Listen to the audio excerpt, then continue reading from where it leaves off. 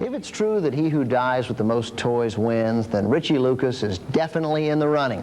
Here's Laura with a real-life Toy Story. So, you're a grown man running a successful business, and your friends still call you Ritchie. Might have something to do with all the toys in your life. Plop, plop, fizz, fizz, oh, what a relief it is. Ho, ho, ho, green giant. I like the Sprite in you. I like the Sprite in you. This is Creatability Toys. It is one of the largest collections in the world of advertising toys, and it's accredited by the American Association of Museums. It is a real, live, living, breathing museum. Is this a sacred space to you? Absolutely. What I do many times during the day, I will come and then I would just lay back, and I'd like look around, and I said, wow. How many pieces are in here? Over 850 pieces. Have you had it valued? The museum itself is worth upwards of $530,000, $540,000. Actually started it with this piece. Bought Mr. Bubble at a toy show. It was $5, and then the rest is history. Do you take bubble baths, Ritchie? No, I don't. Put the entire museum together in actually 9 months. You collected 800 pieces in 9 months. Yeah. I just sort of went off the deep end with to all beef patty special sauce. To eat your Frankenberry, eat your Frankenberry.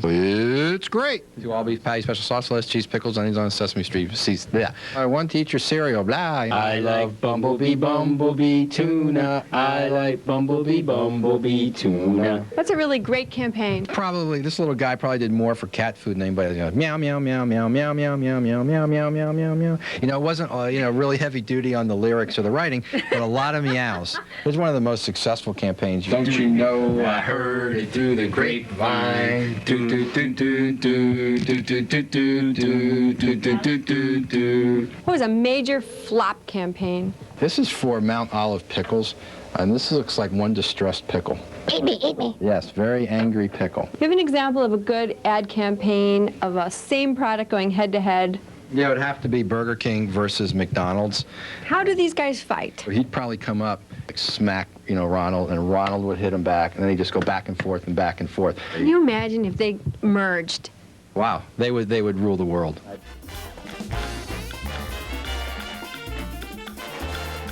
Queríamos invitarlos a todos a que vieran un poquitico más sobre nuestra colección de Creatability aquí en Coral Gables, en la Florida.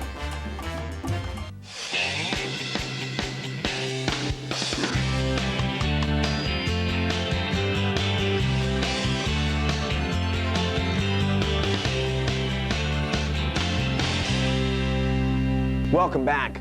Remember Mr. Bubble? The Campbell Soup Kids? How about the Jolly Green Giant? Well, our next collector remembers them all. In fact, he has one of the largest collections of advertising icons around. Advertising icons are those cute little characters pitching and selling various products, be it the Pillsbury Doughboy, Charlie Tuna, Snap, Crackle, and Pop. When ad agency executive Ritchie Lucas comes to the office, it brings a smile to his face because he spends every day around his whimsical collection of advertising toys and figures. When you look at these pieces, they're all very upbeat, they're all very happy, they're all very exciting. It usually puts a smile on my face. This awesome 900-piece collection fills a whole room in Ritchie's Miami office. It all started 8 years ago because of a chance encounter with a childhood favorite. I have loved collecting. I've been doing it for as long as I can remember. In '94, I went to a toy show. I saw these advertising toys. I saw a Mr. Bubble. And I said, it's kind of neat. I used to use Mr. Bubble. Here's Mr. Bubble. He's the first piece that I bought, and he's the one that welcomes everybody to the collection. Mr. Bubble cost me $5. So Ritchie decided to bring the little guy home. But Mr. Bubble was just the beginning. I went back the next weekend and I saw some other pieces. Then I just really went crazy. I was having so much fun hunting these pieces down, and the more hunting I would do, the more I found. Before you could say, the collection was on its way to taking over the house Ritchie shares with his wife, Carmen. I thought it was really cool. I really wanted it out of the house and displayed. So Carmen and Ritchie came up with a unique idea. It belonged in the office where we could share it with everybody. I wiped out a suite in our ad agency and built the collection inside the agency. Everybody thought it was neat. People really remember them. My favorite piece, I would have to say, is Mr. Clean, because he's really cool looking. With Carmen's help, the display was finally in place, and Ritchie could concentrate on adding more icons to his collection. And there are many familiar faces to see. characters from the 40s, the 60s, the 80s, even some of today's favorites. Many of Ritchie's pieces are rare finds, like this Heinz Aristocrat tomato. There weren't many made, so to find a piece like the Aristocrat tomato on the market is incredibly rare. The Heinz Aristocrat head now is worth approximately $500. As valuable as the Aristocrat is, he shares the spotlight with one-of-a-kind pieces, like Bad Andy. Bad Andy was actually the mischievous monkey that was in the Domino's commercials. Bad Andy was a piece that was never produced for market consumption. That is one of the original Bad Andys that they would use for blocking. With so many to choose from, which are Ritchie's favorites? Well, his 1963 Speedy Alka-Seltzer vinyl coin bank makes him feel pretty good. The reason I like Speedy is because he is the product. He is a walking, talking Alka-Seltzer tablet. Speedy would always make you feel well. But it's a pull toy from 1973 that really gets his motor running. One of my favorite pieces is Mr. Zip.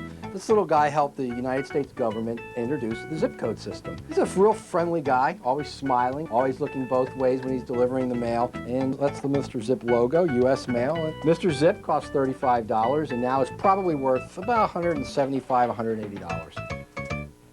But for Ritchie, one of the greatest joys of having this collection is sharing these wonderful icons with other people, especially his sons Max and Simon.